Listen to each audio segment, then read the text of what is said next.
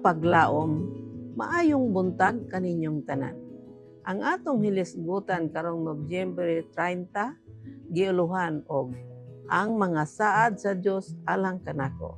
Ang atong teksto makita sa Salmo 30:4 taman sa 5. Manag-awit kamo og pagdayeg kang Jehova, o kamong mga balaan niya, ug managpasalamat sa iyang balaang halandumon nga ngalan, kay ang iyang kasuko o malagi lamang, ang iyang kaluoy alang sa tibuok kinabuhi, ang paghilak mopabilin sa kagabhion, apan ang kalipay moabot sa kabuntagon. Kapag laom, ang pagpapaspa sa mga saad sa Dios gikan sa pulong daw sa pagpapas sa adlaw gikan sa kawanangan. Sa ingon nga paagi, walay nay makalipay sa atong kasinatian. Gibutang sa Dios ang mga saad diha sa iyang mga pulong aron sa paggiya kanato nga kita makabaton og pagsalig diha kaniya. Niini nga mga saad iyang giabli ang tabil gikan sa walay katapusan. Nagahatag kanato og gamay nga pagtan-aw sa malabot nga labaw og walay katapusan nga kabug-aton sa himaya nga nagahulat niadtong makahimo sa pagbuntog. Mao nga angay kita mosalig diha sa Dios. Ato siya nga daygon tungod sa iyang paghatag kanato nining mahimayaon nga pagpadayag sa iyang mga katuyuan. Sa tanan nato nga mga dalanon, ang Dios nagabutang og mga bulak sa saad aron sa pagdanag sa atong panaw. Apan daghan ang nagdumili sa pagkuha niini nga mga bulak.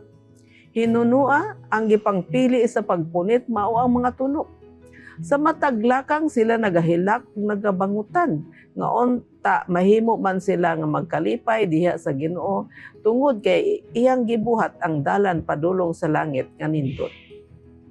Sa dihang mutan-aw sa mga saad sa Dios atong makablagan ang kahumpayan o paglaom o kalipay tungod kay ang maong mga saad nagasulti kanato sa mga pulong sa walay kinutuban. Aron insakto nato nga masabot kining bililhon nga mga saad, angay nato kini nga pagatun-an sa mainampingon, nagasusi niini sa matag detalye. Unsa kadako nga kalipay ang madala nila sa atong kinabuhi. Unsa kadaghan sa pagkamaayo diha sa kinaaya.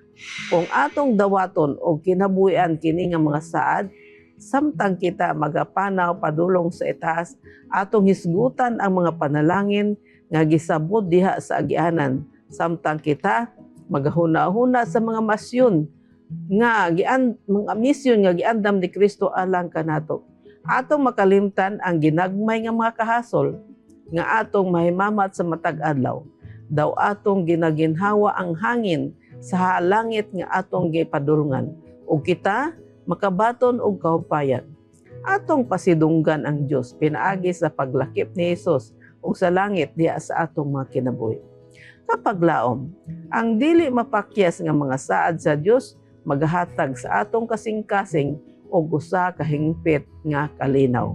Mag-ampo kita. Dios ug mahigugmaon namo nga man sa langit, salamat nga sa dihang kami mutan-aw sa mga saad nimo. Kanamo kami adunay kalinaw, kahumpayan, paglaom ug kalipay.